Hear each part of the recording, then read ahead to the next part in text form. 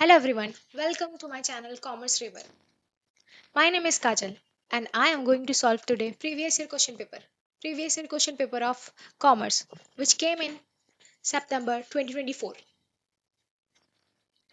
And here my series, the series name is PYQ Bridge series where I am going to solve with you previous year question paper and provide करने वाले हैं तुम लोगों को two things.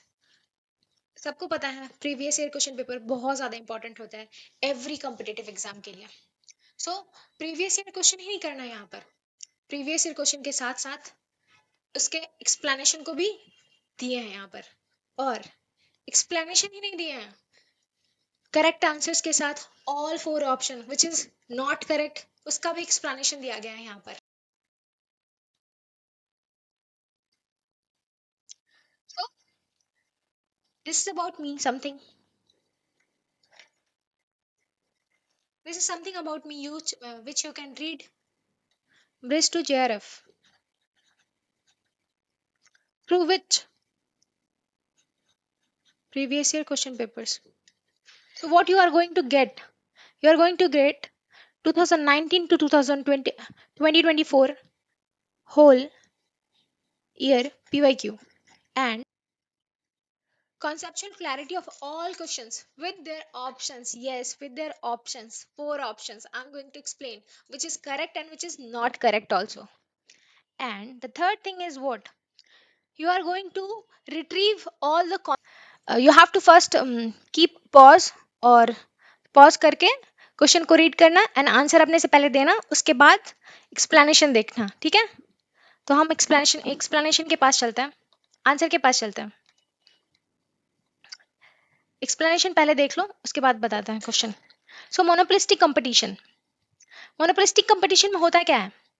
यहाँ पर होते हैं तुम्हारे there is large number of seller offering differentiated products. Which type of product? Differentiated product. Why differentiated product?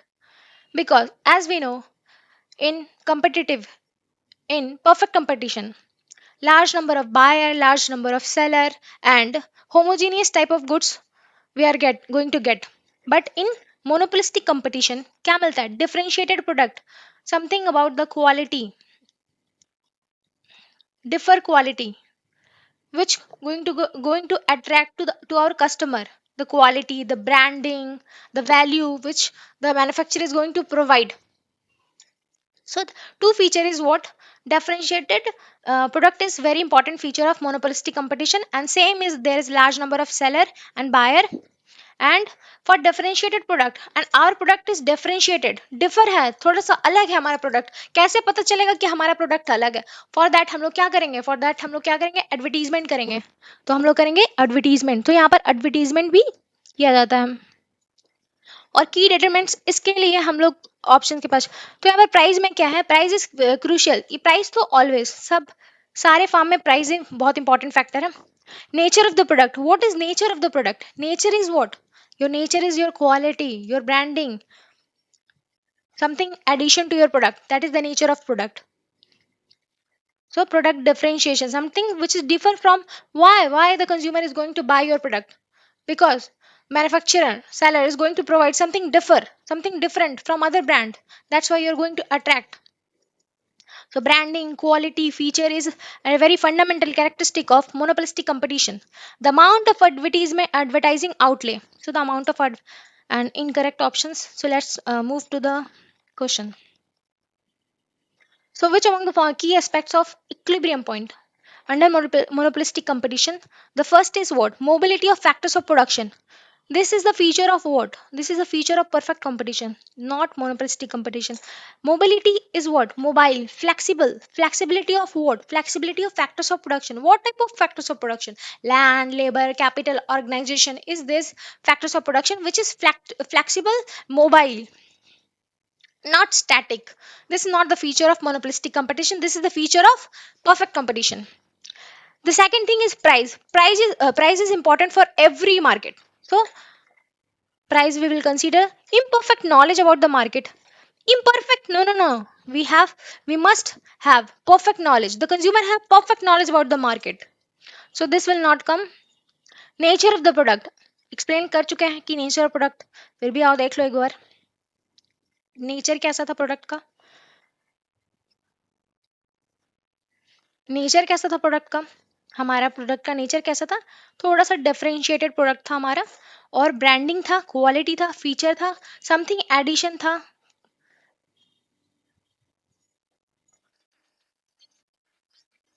This will come. And the advertising outlay, yes, advertisement cost manufacturer require. Why? Because of differentiated product, add करके दिखाना पड़ेगा, so will be add करके दिखाना पड़ेगा, so the answer will be B, D and E. Move to the next question. ये explanation incorrect options को भी देख लो। इनकरेक्ट क्या था, mobility of factors of production, this is more relevant to the perfect competition where the factors of production are perfectly mobile, and the imperfect knowledge, no, there is perfect knowledge, not imperfect knowledge, imperfect knowledge किसी भी market में नहीं होता I think. Question number 2, इसको तुम लोग question read करना and then answer अपने से करना, उसके बाद तुम लोग एक्सप्लेनेशन में जाना। Arrange the following steps of the decision making process in the application of the economics in business decision making from starting to end. पूछ क्या रहा है आपसे, डिसीजन मेकिंग प्रोसेस है, उसमें आपको बताना है कैसे यूज करना है अपने इकोनॉमिक सब्जेक्ट को, कैसे यूज करेंगे हम लोग, डिसीजन लेना है हमको अपने बिजनेस के लिए, डिसीजन लेना, तो इकोनॉमिक्स को हम लोग कैसे अप्लाई करते हैं स्टार्ट टू एंड बताओ। So starting क्या होता है, selection and implementation of the decision, inventing, developing possible course of action, collection and the analysis of relevant data, identifying business related issue, determining and defining objective. तो starting क्या होता है, देखो हम लोग को इतना पता है कि इम्प्लीमेंटेशन इम्प्लीमेंटेशन एंड में करते हैं हम लोग, और हम लोग को पता है क्या, determining and defining objective first में करते हैं। अब यहाँ पर एक वर्ड है आइडेंटिफाइंग, कुछ बच्चों को ये भी लगेगा कि आइडेंटिफाइंग भी फर्स्ट होता है, लेकिन यहाँ पर डिफाइन पहले अपने ऑब्जेक्टिव को हम लोग डिफाइन करेंगे, डिटरमाइन करेंगे, उसके बाद हम लोग बिजनेस बिजनेस से रिलेटेड, यहाँ पर सिर्फ आइडेंटिफाई देख कर ये नहीं कि आइडेंटिफाई फर्स्ट है तो फर्स्ट, नो, फर्स्ट हम लोग डिफाइन करेंगे अपने ऑब्जेक्टिव को कि हमारा गोल क्या है, देन हम लोग मूव करेंगे बिजनेस से रिलेटेड इश्यूज को देखेंगे कि क्या प्रॉब्लम है, मेरा बिजनेस रिलेटेड प्रॉब्लम क्या है, उसके बाद ही ना हम यूज करने वाले हैं इकोनॉमिक्स को। इकोनॉमिक्स मतलब क्या, कैसे यूज करेंगे इकोनॉमिक्स को, इकोनॉमिक्स में देखो, इकोनॉमिक्स में हम लोग क्या पढ़ते हैं, मार्केटिंग के बारे में पढ़ते हैं, फैक्टर्स ऑफ प्रोडक्शन के बारे में पढ़ते हैं, और भी बहुत सारी चीज पढ़ते हैं, कॉस्ट के बारे में पढ़ते हैं, प्रोडक्ट के बारे में पढ़ते हैं, इन डिफरेंस कर्व के, इन सब का यूज करके हम लोग अपने बिजनेस के डिसीजन, बिजनेस में जो भी प्रॉब्लम है डिसीजन मेकिंग में, उसको हम लोग क्या करेंगे, सॉल्व करेंगे। सो वही प्रोसेस पूछा है, बहुत सिंपल है। चलो आंसर के पास। सो इसका आंसर है number 4, EDCBA।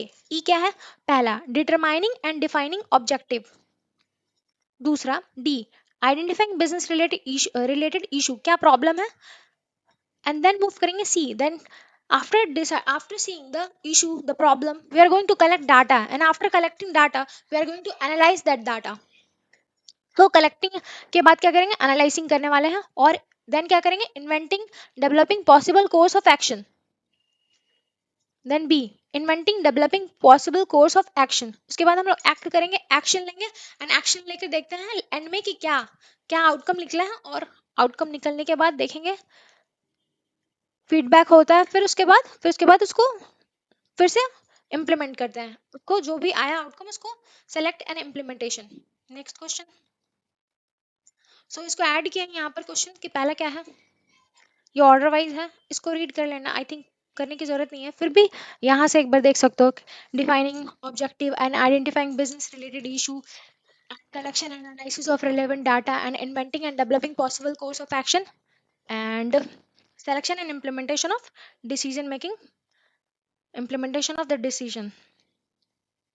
Question number 3, this is numerical question। आपसे पूछा है income elasticity of petrol consumption from the following information, something information which is given here, so let's see what type of information is here। The government announces a 10% DA, 10% DA, government announces, जो भी लिखा है जो भी दिया है उसको लिख लेते हैं पहले। 10% D allowances to employee. As a result, the average monthly salary of government employee increases from 20,000 to 22,000. Average monthly salary. Average monthly salary. Average monthly salary बढ़ने वाला है कितने से? 20,000 रुपये कमाते थे भैया और अब होने वाला है 22,000 रुपये। सैलरी बढ़ गया, डीए भी 10% मिल गया। फॉलोइंग डीए तो आई थिंक ऐसे झूठ मूठ का दिया हुआ है, डर लगे। Following the pay hike the monthly petrol consumption of government employ increase from 150 litres per month to 165 litre per month. अब इससे क्या हुआ? पेट्रोल का जो कंजम्पशन है, मंथली पेट्रोल कंजम्पशन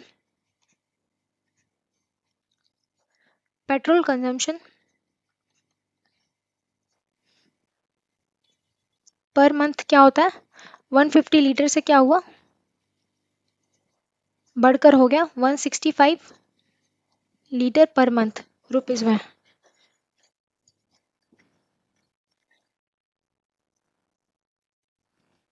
सो यहाँ पर क्या हुआ देखो,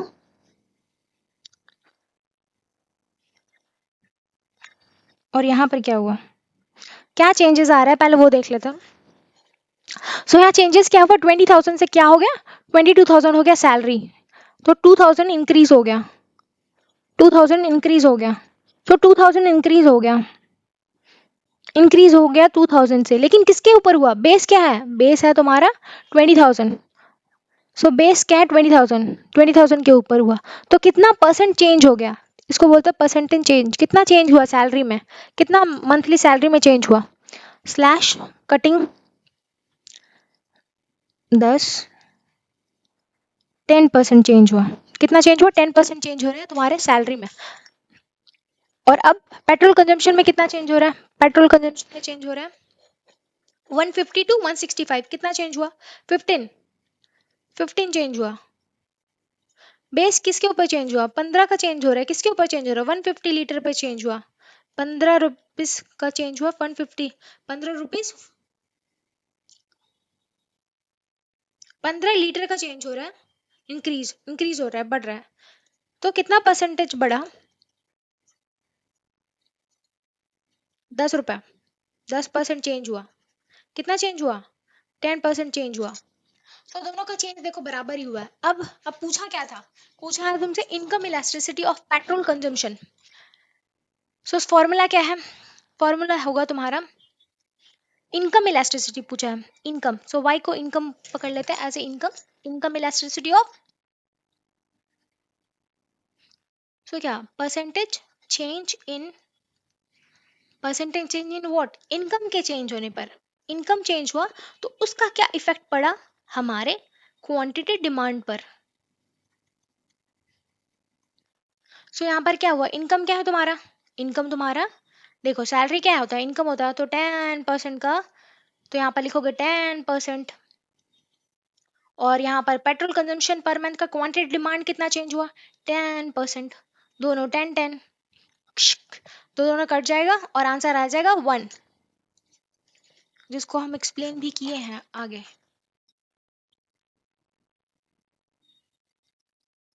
तो सेम थिंग यहाँ पर एक्सप्लेन है, लाइफ फिर से सॉल्व कर दिए तुम लोगों के लिए। तो 10% ये सेम, यहाँ पर सेम थिंग ही है, देख लेना। Question number 4। Question number, which among the following cost value? Which among the following cost value price trio a manufacturer would like to seek?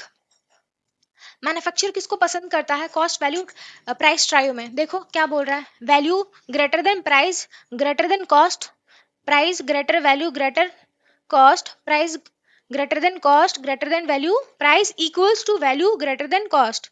तो इसका आंसर होगा 4। क्यों होगा? पहले तो ये देखो, एक मैन्युफैक्चर है, मैन्युफैक्चर क्या करता है? मैन्युफैक्चर करता है किसी भी सामान को, तो कुछ कॉस्ट प्राइस रखता है। क्या रखता है? कॉस्ट प्राइस रखता है। कुछ सामान बनने का कॉस्ट लगा, जैसे एक टॉय बना मेरा 200 रुपीज का टॉय बना, ये मेरा क्या कॉस्ट प्राइस लगा। अब इसके ऊपर वो कुछ प्रॉफिट रखेगा, कुछ प्रॉफिट रखेंगे इसके ऊपर 20 रुपीज 50 रुपीज जोड़ करके। उसके बाद जो आता है हमारा आता है सेलिंग प्राइस आता है, दैट इज ₹220। तो ये नॉर्मल सा एक बात है। अब यहाँ पर ऑप्शन हमारे क्या था कि मैन्युफैक्चर के साइड से, कंज्यूमर के साइड से नहीं, मैन्युफैक्चर के साइड से प्राइस जो वही, ये जो प्राइस जो सेट हुआ यहाँ पर ₹220, ये कैसा होना चाहिए, प्राइस प्राइस कैसा होना चाहिए, ₹220 प्राइस है जिसमें क्या होगा, वैल्यू आपका ग्रेटर होगा। वैल्यू किसको वैल्यू देना है, कंज्यूमर को वैल्यू देना है, तो कंज्यूमर को वैल्यू ज्यादा देना है, लेकिन हमारा कॉस्ट कैसा होना चाहिए, मैन्युफैक्चरिंग का कॉस्ट कैसा होना चाहिए, कम होना चाहिए। कोई भी प्रोडक्ट बनाएंगे हम लोग हमेशा चाहेंगे कि कॉस्ट क्या हो, कम हो। कॉस्ट कम होगा तो क्या होगा, कंज्यूमर को सुविधा होगा, खरीदेंगे ज्यादा, हमारा सेल होगा। तो कॉस्ट कम होगा और वैल्यू वैल्यू कंज्यूमर को वैल्यू ज्यादा देना है, बेनिफिट ज्यादा देना है, ताकि वो फिर से परचेस करने के लिए आए। सो सो वैल्यू हाई होना चाहिए। सो इस तरह से हम लोग प्राइस सेट करेंगे। The next question number 5। Question number 5 is saying what, red pen ले लेते हैं, अच्छा लगता है red pen. Arrange the following theories of profit in order of time when this were propounded from oldest to latest. कुछ theory है, second chapter है हमारा, थ्योरीज है, उसमें कुछ इकोनॉमिक्स थ्योरी दिए हैं, तो उसको अरेंज करना है कि पहले कौन सा है बाद में कौन सा है। तो Hawley risk theory of profit है, वॉकर थ्योरी ऑफ प्रॉफिट है, क्लर्क डायनामिक थ्योरी है, कंप्यूटर थ्योरी है और नाइट की थ्योरी है। सो अब ऑप्शन देखते हैं कौन पहले आया। ये स्टैटिक पोर्शन है, याद करना पड़ेगा। सो इसका ऑप्शन है हमारे पास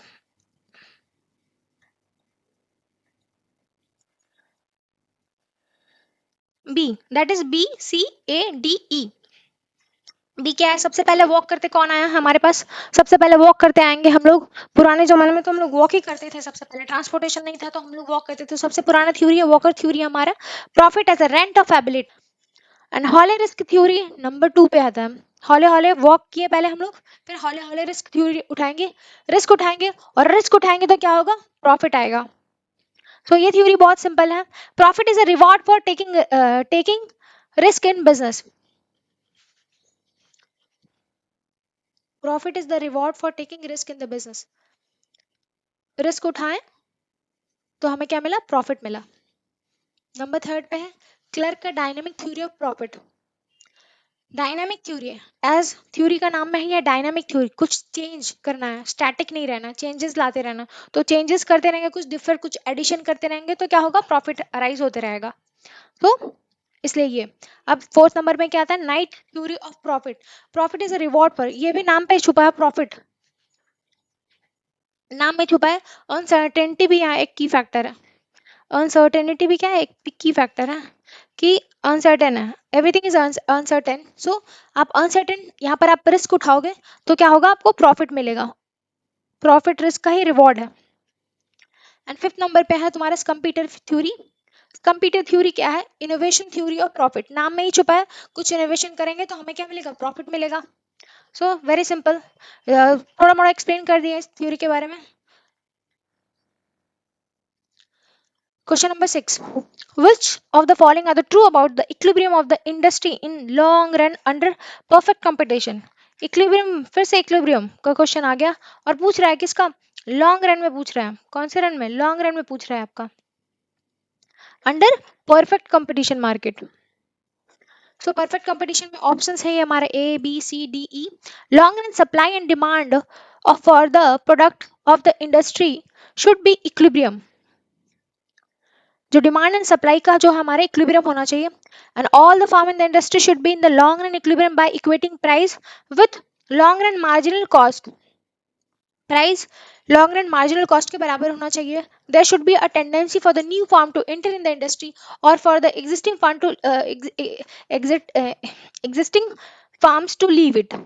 नए घुस सकते हैं और जो है, जो अंदर है वो बाहर जा सकते हैं। The farm are earning zero economic profit with price being equal to long run minimum average cost. तो price equals to किसके हुआ, minimum long run average cost, and the farms would not have adjusted their size of plant when there is long run equilibrium. So इसका answer क्या है, अच्छे से A B and D, A B and D। ए क्या बोल रहा है, the long run supply and demand for the product of the industry should be equilibrium. तो डिमांड एंड सप्लाई कैसा होना चाहिए, लॉन्ग रन में इक्विलिब्रियम होना चाहिए. Explanation I have added. Move to the explanation. So ये वही बोला है कि आपका लॉन्ग रन में डिमांड एंड सप्लाई क्या होता है, इक्विलिब्रियम जनरेट कर लेते हैं, एक इक्विलिब्रियम पॉइंट में आ जाता है जहां पर दोनों मैच कर जाता है. तो it's very good situation. In long run the supply and demand for the product should be balance out. This mean that the quantity of the product supplied by the firm match the quantity demanded by the consumer. जितना supply है उस तरफ से हिसाब से perfectly matched है. तो long run में ऐसा होता है परफेक्ट कंपटीशन में. And the firm in the industry should be price के बराबर होना चाहिए. किसके बराबर होना चाहिए, प्राइस के बराबर होना चाहिए. In the long run equilibrium farm produce at a level where the price of the product firm को वहां पर प्रोड्यूस करना चाहिए जहां पर प्राइस तुम्हारे इक्वल हो किसके, मार्जिनल कॉस्ट के. मार्जिनल कॉस्ट क्या होता है, कुछ भी हम लोग एडिशनल कुछ भी नया इनपुट डालें या फिर कुछ भी नया एडिशन करते हैं तो आउटपुट में भी क्या होता है, उसका इम्प्लीमेंटेशन होता है. दैट इज एडिशन लाने से आउटपुट भी एडिशन होता है. तो एक एडिशनल यूनिट के आने पर एडिशनली चेंज होता है, उसको बोलते हैं क्या, marginal cost. Simple. This ensure that the farm are producing efficiently and are not making any economic profit or losses. मतलब अच्छे से efficiently farm यूज कर रही है. कब, जब प्राइस इक्वल हो किसके, लॉन्ग रन मार्जिनल कॉस्ट के. तो ये वाला भी आएगा और ये भी है. और सी क्या बोला है, there should be tendency for the new firm to enter in the industry और for existing firm to leave. नए घुस भी सकते हो और एग्जिस्टिंग वाले छोड़कर जा भी सकते हैं, लेकिन नहीं, ये नहीं है, ऐसा नहीं होता. In the long run there should be no tendency for new entry and no tendency for जो अंदर वाले हैं वो बाहर नहीं जा सकते. ऐसा कुछ भी नहीं हो सकता, ऐसा नहीं होता. इन द लॉन्ग रन में सब कुछ क्या होता है, परफेक्ट होता है. कोई भी अब छोड़ने वाला नहीं और कोई भी एंट्री नहीं करने वाला है. सो यही दर्शाता है कि मार्केट कैसा हमारा स्टेबल हो गया है लॉन्ग रन में. This is there should be no tendency for new farms to enter or existing farm to leave the industry. The market is stable and the farms are earning normal profit, so there is no incentive for any entry or exit. मतलब कोई आ भी रहा है तो उसको कुछ भी extra नहीं मिलने वाला, और कोई छोड़कर जा भी रहा है तो उसको कुछ लॉस या प्रॉफिट कुछ वैसा एक्स्ट्रा कुछ नहीं हो रहा है. सब कुछ क्या है, सेटल हो चुका है. एक परफेक्ट मैचुरेशन, एक परफेक्ट सैचुरेशन पर आ चुका है. सब चीज स्टेबल है. तो कोई भी यहाँ पर कोई कुछ आने वाला भी तो उसको एक्स्ट्रा कुछ प्रॉफिट नहीं मिलने वाला है, नॉर्मल प्रॉफिट यहाँ पर मिलने वाला है. सो कोई फिर जब नॉर्मल प्रॉफिट ही मिलने वाला है तो फिर क्यों एंट्री मारेंगे, नहीं मारेंगे एंट्री हम लोग. सो ये नहीं आएगा. So the farms are earning zero economic profit with price being equal to long run minimum average cost. So price किसके बराबर होना चाहिए, minimum long run average cost के. ये पॉइंट आएगा और यही पॉइंट बोल रहा है यहाँ पर. देखो प्राइस इक्वल्स टू किसके बराबर होना चाहिए, लॉन्ग रन मार्जिनल कॉस्ट के. यहाँ पर बोल रहा है प्राइस इक्वल्स टू किसके होना चाहिए, minimum long run average cost के बराबर होना चाहिए. In the long run equilibrium the firm earn zero economic profit. Economic profit तो कुछ होता नहीं है, कुछ भी एक्स्ट्रा सुपर प्रॉफिट यहाँ मिल नहीं रहा है. Meaning they cover all there cost. जितना भी कॉस्ट है, जितना भी मतलब लगा है पैसा, उसको कवर कर लिया गया है, including opportunity cost. Opportunity cost क्या होता है, कुछ भी हम अपॉर्चुनिटी कॉस्ट क्या होता है, जैसे कुछ मेरे पास कुछ स्किल है, I am engineer and I am using my mind and I am not doing any job any in another organization. I am doing कुछ एक बिजनेस खोला, अपना स्किल को अपना जो यूज कर रहे हैं अपने बिजनेस में यूज कर रहे हैं. अदर जगह पैसे कमाने की जगह हम क्या किए, अपने जो स्किल को अपने ही बिजनेस में यूज किया. हमको कोई सैलरी मिल नहीं रहा है यहाँ पर. सो ये क्या हुआ, अपॉर्चुनिटी कॉस्ट है ये मेरा. यहाँ पर कॉस्ट राइज होता है जिसको बोलते हैं अपॉर्चुनिटी कॉस्ट. बाहर वाले पैसा को हम छोड़ रहे हैं. So the price of the product equal the minimum long run average cost, ensuring that the farm are operating at their most efficient scale. ये भी अच्छे से remember रखना कि in the long run में क्या होता है, minimum price minimum long run average cost के बराबर होता है. And the farm should not have adjusted. E number क्या, the farm would not have adjust their price of plants where when there is long run equilibrium. The farm should not. सो ये statement क्या है, false है. क्यों false है, क्योंकि यहाँ पर वर्ड आ गया not. The firm would not have adjust. क्या बोल रहा है, in the long run the firm have adjust their plant size to operate at their most efficient scale. The price equals to long run marginal cost, indicating that firm are producing at optimum level of production. ये actually वही चीज है कि price यहाँ पर देखो long run marginal cost के बराबर होता है. तो बी और ई पॉइंट में अगर एक भी पता होता कि प्राइस इक्वल्स टू है, यहाँ पर नॉट वर्ड आ गया तो ये कैंसिल हो गया, ये वाला एक दूसरे से कनेक्टेड है।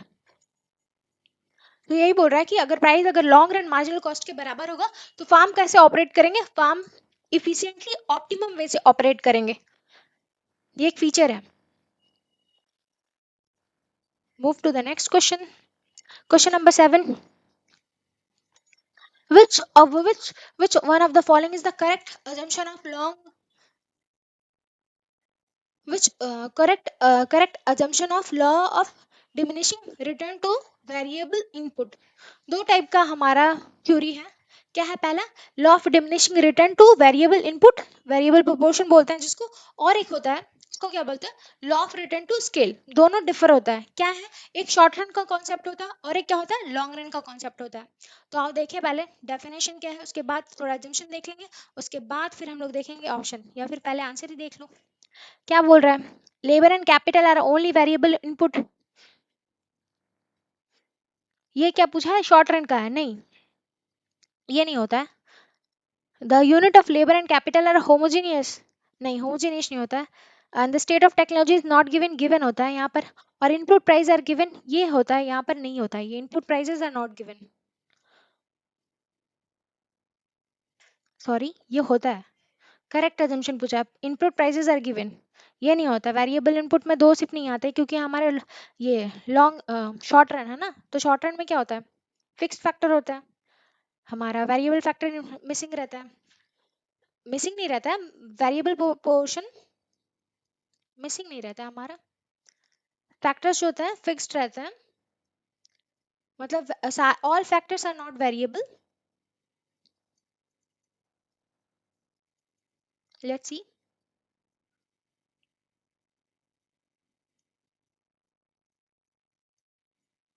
देखो ये हमारा law of diminishing return and ये है law of return to scale, ये होता है शॉर्ट रन में और ये होता है हमारा लॉन्ग रन में। ये क्या बोलता है देखो, हाँ यहाँ पर क्या होता है, one input, at least one input is fixed, एक इनपुट क्या होता है, फिक्स्ड होता है। और यहाँ पर क्या बोलता है, ऑल इनपुट आर वेरिएबल, ऐसा होता है। इसको अच्छे से याद रखना कि यहाँ पर क्या होता है, at least one input is fixed होता है यहाँ पर, और यहाँ पर सारे के सारे इनपुट कैसे होते हैं, वेरिएबल होता है, और यहाँ पर सिर्फ एक इनपुट क्या होता है, फिक्स्ड होता है। डेफिनेशन क्या है, as more unit of variable inputs are added to the fixed input, the additional output produced by each new unit of the variable input will eventually decrease, मतलब इवेंचुअली डिक्रीज होने लगता है। पहले क्या होता है, हम लोग एडिशन करते जाते हैं, एडिशन करते हैं तो हमारा आउटपुट क्या होता है, बढ़ते जाता है, बढ़ते जाता है, लेकिन कुछ समय के बाद क्या होता है, हमारा आउटपुट बढ़ने की जगह डिक्रीज होने लगता है। और दूसरा क्या है हमारा, law of return to examine how output change when all inputs are increased proportionally, यहाँ पर प्रोपोर्शन में चेंज होता है, सेम प्रोपोर्शन में चेंज होता है यहाँ पर नाम इसका है वेरिएबल प्रोपोर्शन, कंफ्यूज करता है ये, लेकिन कंफ्यूज मत होना, इसका नाम है प्रोपोर्शन, ये वेरिएबल जो जितना चेंज होता है पहले, मतलब सेम इक्वल रेशियो से यहाँ पर चेंज होता है, और यहाँ पर ये नाम है सिर्फ वेरिएबल प्रोपोर्शन। ये इसका एग्जाम्पल है, एग्जाम्पल को नहीं देखेंगे, क्वेश्चन पर चलता है। Which of the following is the correct assumption of law of diminishing return to variable input? So correct assumption क्या है, input prices are given होता है, यहाँ पर क्या होता है, input price given होता है, and labor and capital are the only variable input, नहीं only variable input यहाँ पर labor and capital ही नहीं होता है, यहाँ पर one input जो होता है हमारे fixed होता है, land हमारे fixed होता है, और वेरिएबल इनपुट भी रहता है, लेकिन यहाँ पर ओनली वेरिएबल सिर्फ लेबर और कैपिटल नहीं है यहाँ पर। And the unit of labour and capital R homogeneous, नहीं सेम होमोजेनियस हम लोग नहीं करते हैं यहाँ पर, हेट्रोजीनियस होगा यहाँ पर। And the state on technology given होता है यहाँ पर,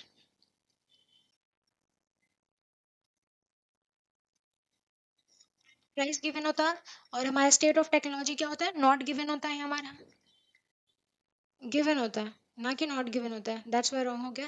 and the variable of labour and capital कैसा होता है यहाँ पर, हेट्रोजीनियस होता है, और जो वेरिएबल इनपुट सिर्फ ओनली लेबर एंड कैपिटल नहीं होता है।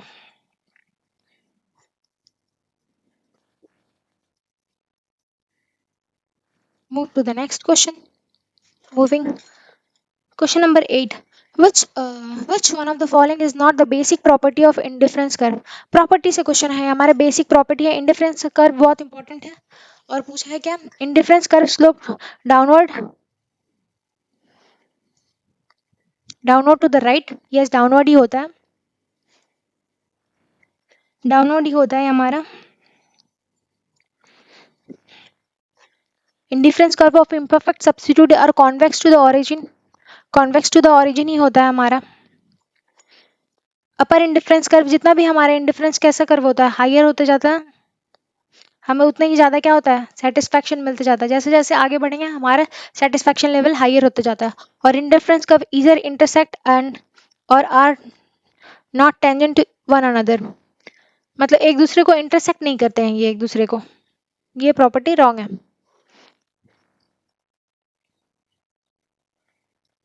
नेक्स्ट क्वेश्चन, क्वेश्चन नंबर 9, क्या बोल रहा है, which of the following is not true about the relationship between average cost and the marginal cost. अच्छा, average cost and marginal cost का रिलेशन, जब भी एवरेज कॉस्ट या फिर मार्जिनल कॉस्ट या फिर एवरेज प्रोडक्ट मार्जिनल प्रोडक्ट आए, तो उसका रिलेशनशिप बनाने के लिए क्या करना चाहिए हमें, देखो ये हमारा एवरेज कॉस्ट है और यहाँ से जाता है मिड से हमारा मार्जिनल कॉस्ट जाता है, ठीक है।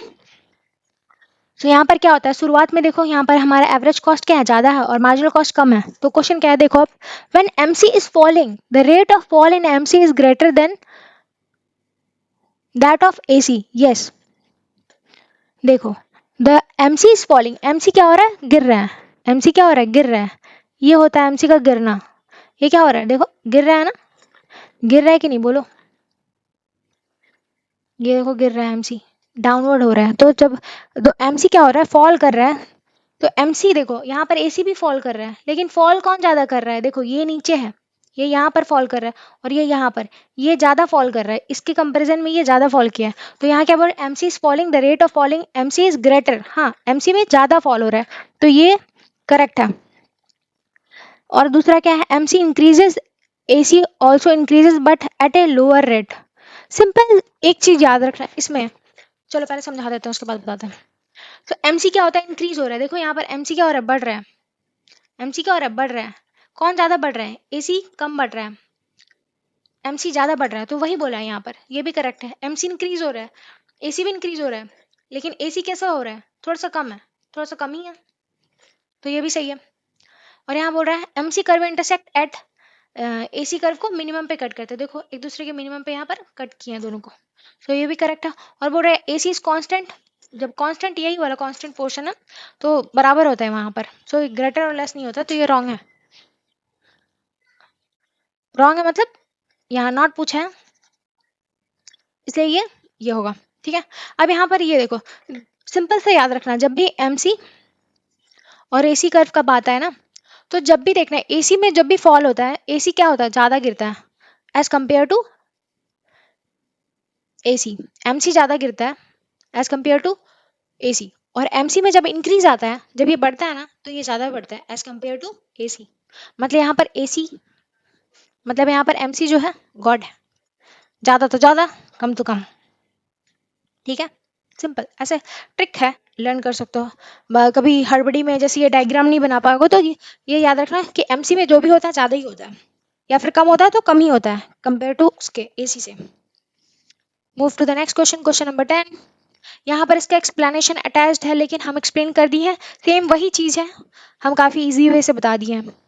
रीड करना होगा तो रीड कर लेना यहाँ से। अब आ चुका है क्वेश्चन नंबर 10। क्वेश्चन 10 बोल रहा है क्या, ये सब शिफ्ट 1 ही चल रहा है अभी, शिफ्ट 1 चल रहा है अभी, ठीक है। सो लिस्ट 1 में क्या दिया है, स्कीमिंग प्राइसिंग, ये प्राइसिंग का स्ट्रैटेजी है हमारा और उसका एक्सप्लेनेशन दिया है। Move to the answer.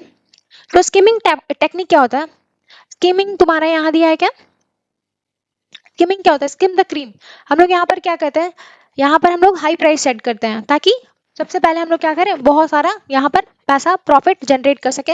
हमारा प्रोडक्ट ही डिफरेंट है, हमारा प्रोडक्ट ही नया है, हमारा प्रोडक्ट समथिंग क्या है, डिफरेंट है। वो बोल रहे थे ना, कौन सा कंपटीशन में, मोनोपोलिस्टिक कंपटीशन में क्या बोल रहा था कि हमारा प्रोडक्ट कैसा है, डिफरेंशिएटेड प्रोडक्ट।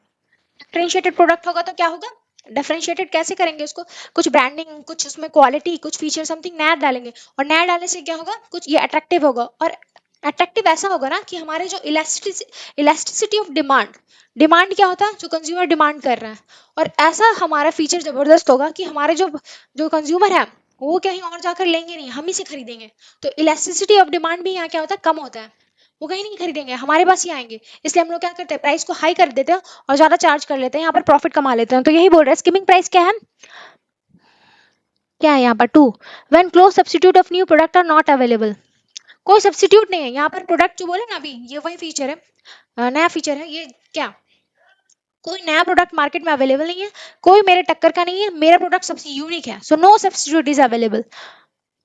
तो number two, penetration pricing, penetration price यहाँ पर क्या करते हैं, प्राइस बहुत कम सेट करते हैं, सबको पता है जियो सबसे कम सेट किए थे, वही है यहाँ पर।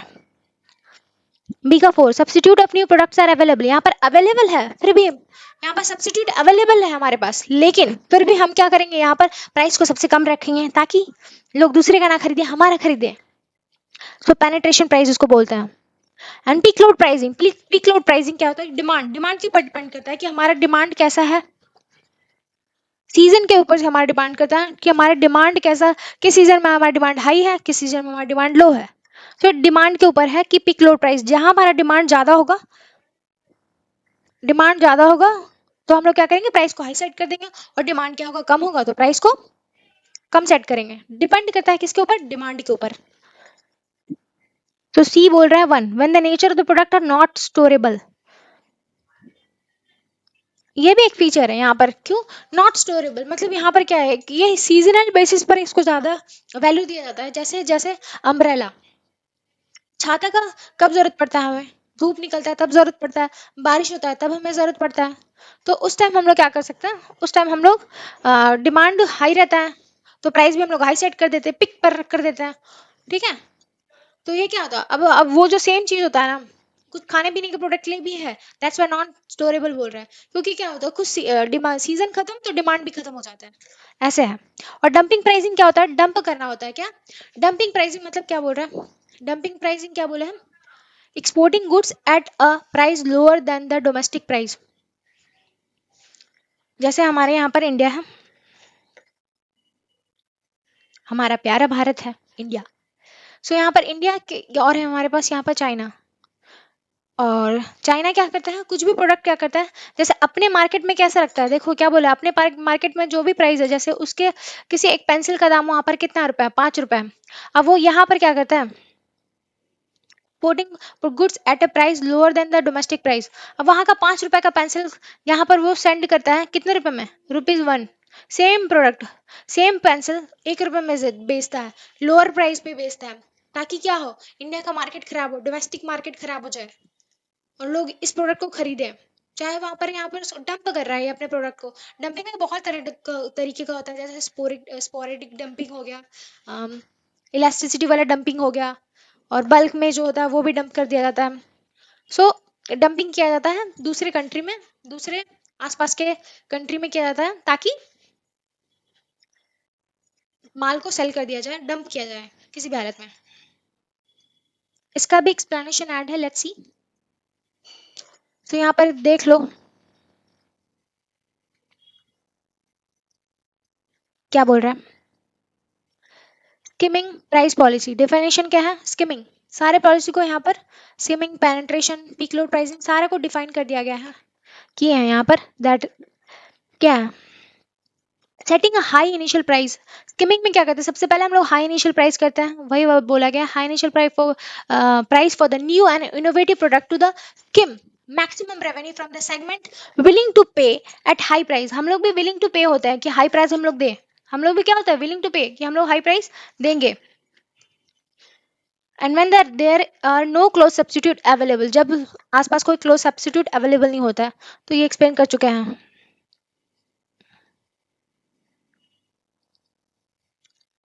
एग्जाम्पल कुछ भी देख लेना। पेनेट्रेशन प्राइसिंग क्या बोल रहा है, पेनेट्रेशन जो हम लोग क्या कहते हैं, लो इनिशियल प्राइस सेट करते हैं यहाँ पर, ताकि हम लोग क्या करें, क्विकली अट्रैक्ट कर सके लार्ज नंबर ऑफ कंज्यूमर को, हालांकि यहाँ पर हमारे पास क्या है, सब्स्टिट्यूट अवेलेबल होते हैं, पीक लोड प्राइसिंग क्या होता है? Charging higher price during the peak demand. जब हमारा डिमांड क्या होता है, जब यहाँ पर कीवर्ड है यहाँ पर डिमांड हमारा, जब हमारा डिमांड क्या होता है, हाई होता है, तो हम लोग क्या करते हैं, हाई प्राइस चार्ज करते हैं। और लोअर होता है तो लोअर, उसको बोलते हैं peak of price, peak load peak off peak pricing. और ये क्या हो गया, यहाँ पर क्या करते हैं, लोअर रखते हैं। और डंपिंग क्या हो गया हमारा, दूसरे को लोअर में डंप करते हैं। ठीक है, क्वेश्चन नंबर, अब हाँ यहाँ से शुरू होता है हमारा क्या, ये हमारा सिर्फ 2 है।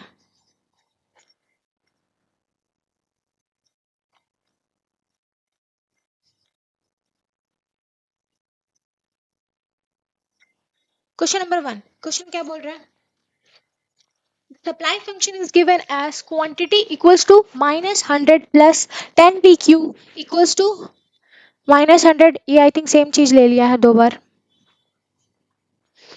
फाइंड करना है क्या, elasticity of supply using the point method. Point method आपको पूछा क्या है, इलास्टिसिटी ऑफ सप्लाई बता दो यूजिंग पॉइंट मेथड बताना।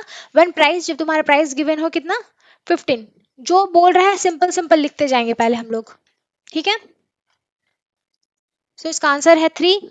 इसका एक्सप्लेनेशन देखते हैं, क्या बोला था सिंपल, क्या बोला था सिंपल, सिंपल बोला था क्या कि हमारा क्वांटिटी क्या है, माइनस, क्वेश्चन में लिखा हुआ था ये 100 प्लस 10p, ये हमारे क्या था, सप्लाई फंक्शन दिया था। तो ये हमारा सप्लाई फंक्शन क्या है, दिया हुआ था quantity equals to 100 plus 10p दिया हुआ था। और क्या दिया हुआ था क्वेश्चन में हमें, और दिया था हमको कि price equals to 15 rupees, price दिया था 15 रुपीज दिया था, सिंपल से ये क्वेश्चन में दिया गया था। अब क्या करना है हमें, quantity supply substitute, quantity supply calculate करना है क्या, क्वांटिटी का सप्लाई सब्स्टिट्यूट करेंगे, सिंपल।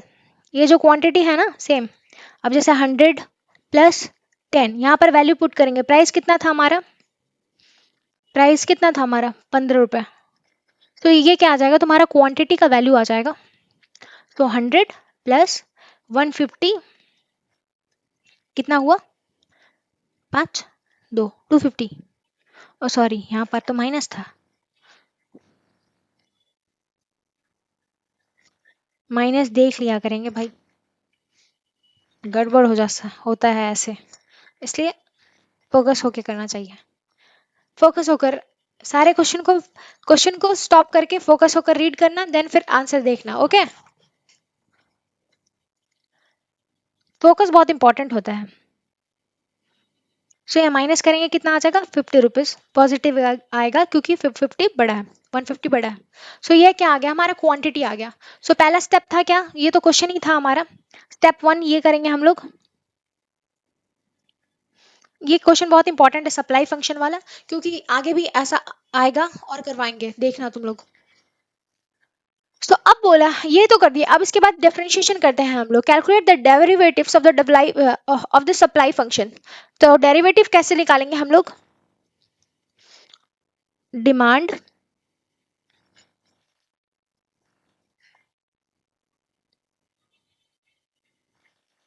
डी क्यू और हमारा डिमांड प्राइस। सो क्वांटिटी क्या है हमारे यहाँ पर, सो माइनस 100, ये क्वांटिटी देखो यहाँ पर, quantity minus 100 plus, pen change कर लेना चाहिए था,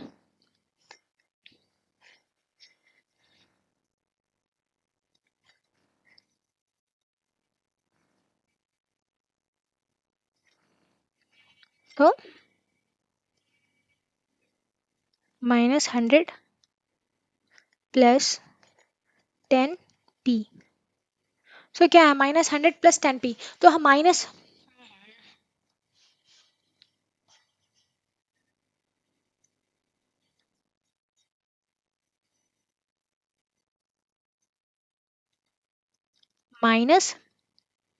100। सो -100 यहाँ पर क्या है, ये हमारा कांस्टेंट है, ये कांस्टेंट वैल्यू, तो इसका कुछ नहीं लिखेंगे, प्लस 10p। सो यहाँ पर क्वांटिटी क्या है 10 और p है, सो p कट जाएगा तो बचेगा क्या, सिर्फ 10। और ये कुछ नहीं है, नथिंग, कांस्टेंट है ये क्या है यहाँ पर, कांस्टेंट। तो प्राइस प्राइस में जो भी चेंज आएगा तो उसके क्वांटिटी पर क्या इफेक्ट पड़ेगा यहाँ पर? 10। तो यहाँ हमारा क्या आ गया?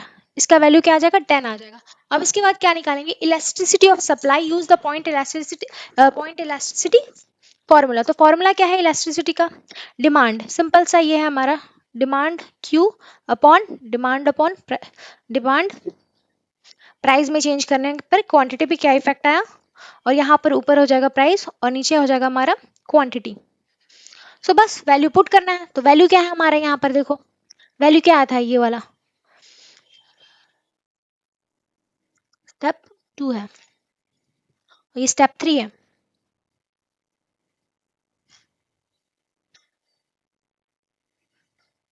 तो यहाँ पर वैल्यू क्या है हमारा? 10 इंटू प्राइस और क्यू। पी क्यू का फॉर्मूला क्या है? देखो पी कितना दिया है? 15 और क्वांटिटी कितना? 50। 10 पच्चे 50 और 5 दिया है 15। सो आंसर आ गया 3 रुपए। क्या आ गया? 3। सो आंसर यहाँ पर आ गया 3। ठीक है।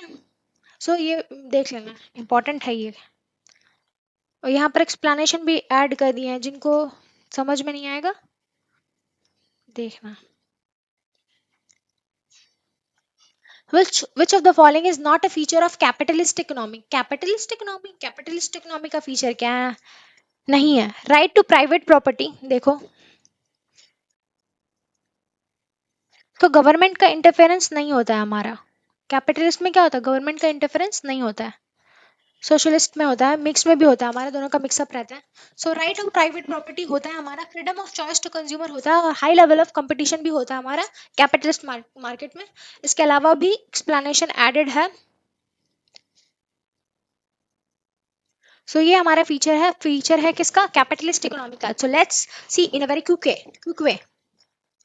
तो राइट ऑफ प्राइवेट प्रॉपर्टी, यहाँ पर राइट होता है किसका? प्राइवेट प्रॉपर्टी का होता है। फ्रीडम होता है हमारे पास, यहाँ पर फ्रीडम से हम लोग खुलकर काम करते हैं और अच्छा काम करते हैं हम लोग। और हमारा क्या होता है? प्रॉफिट कमाना हमारा मोटिव होता है, सोशल वैल्यू। पहले हम लोग प्रॉफिट कमाएंगे। और यहाँ पर हाई हाई कंपटीशन होता है, कंपिटिटिव होता है। दैट्स व्हाई हम लोग अच्छे से ग्रो करते हैं इन कैपिटलिस्ट मार्केट में। और यहाँ पर एक टर्म आता है, लेट देम फ्री, मतलब आप फ्रीली आप लोग काम कर सकते हैं, फ्रीली यहाँ पर काम किया जाता है। सो यहाँ पर कंपटीशन भी काफी हाई होता है, लिमिटेड गवर्नमेंट इंटरफेरेंस काफी कम होता है यहाँ पर। मार्केट का इकोनॉमी होता है, मार्केट इकोनॉमी होता है, इकोनॉमिक होता है। एंड कंज्यूमर सोवर्जिनिटी होता है, यहाँ पर कंज्यूमर को प्रेफरेंस दिया जाता है। और कंज्यूमर के पास ही पावर होता है कि इन्फ्लुएंस करे कि हम लोग जैसा चाहेंगे वैसा तुम लोग बनाकर हमको दो। और कैपिटल का अकोमुलेशन भी होता है यहाँ पर, कैपिटल अच्छा खासा लगता है यहाँ पर।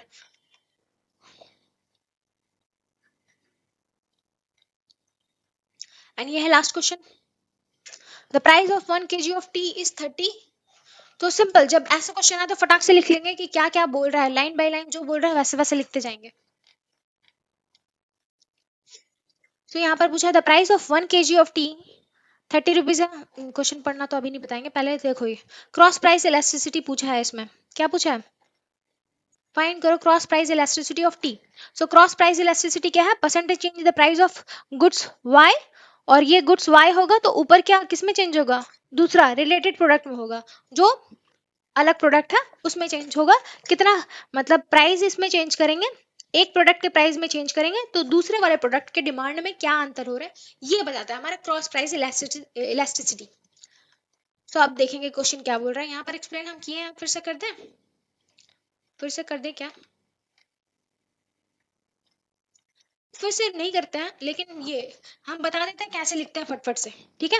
और ऐसे क्वेश्चन जब आए तो फटफट से लिख लिया करो, उसके बाद बनाया करो। So price of 1 kg of T कितना है?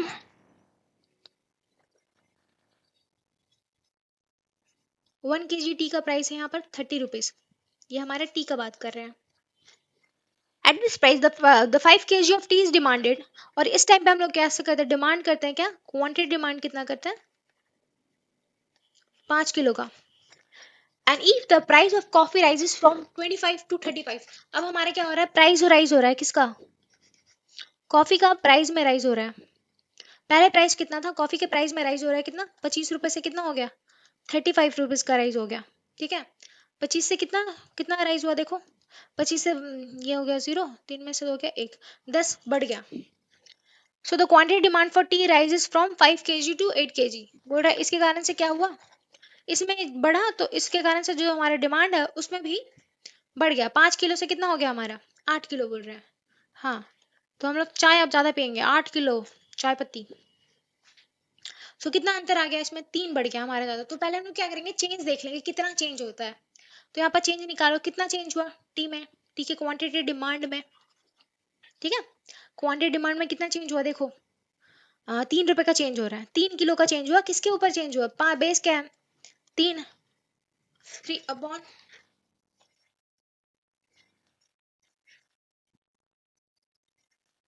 अपॉन 5 into 100, काटो, 5 दूनी 10, 60,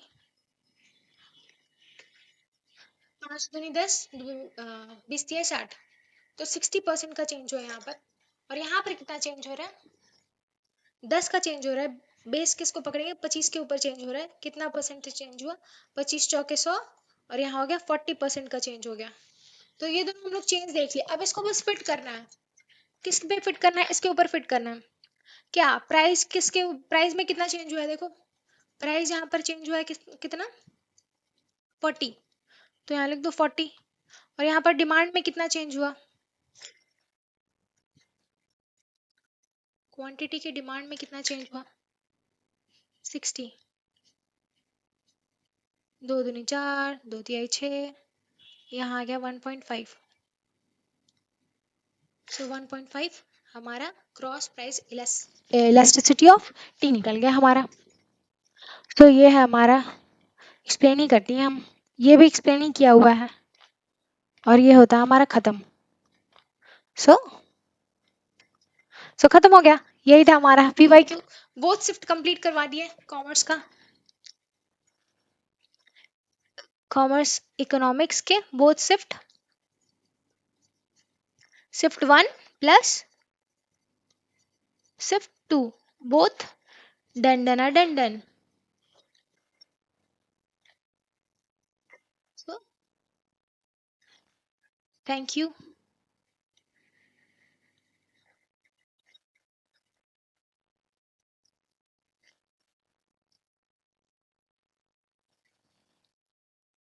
Thank you for watching। Thank you for watching and हाँ, कुछ भी प्रॉब्लम अराइज होगा, कुछ भी कहीं पर क्वेश्चन में कुछ भी प्रॉब्लम होगा, या फिर आंसर समझने में प्रॉब्लम होगा, खुलकर कमेंट कर सकते हो। और कुछ सजेशन देना होगा कि हाँ कुछ और लाना है, जैसे प्रीवियस ईयर क्वेश्चन पेपर तो करवाएंगे 2019 टू 2024 अच्छे से फुल एक्सप्लेनेशन के साथ, और इस तरह से करवाएंगे ताकि तुम्हारे दिमाग में अच्छे से रिटेन हो। अगर फ्यूचर में कभी वैसा क्वेश्चन आए तो तुम रिट्रीव कर सके अपने मेमोरी से कि हाँ इस टाइप का कुछ कनेक्शन था। और प्रीवियस ईयर सच में बहुत इंपॉर्टेंट होता है। सो सजेशन देना कि कुछ प्रॉब्लम हो तो क्या सजेशन, कुछ भी देना होगा तो बताना, ठीक है।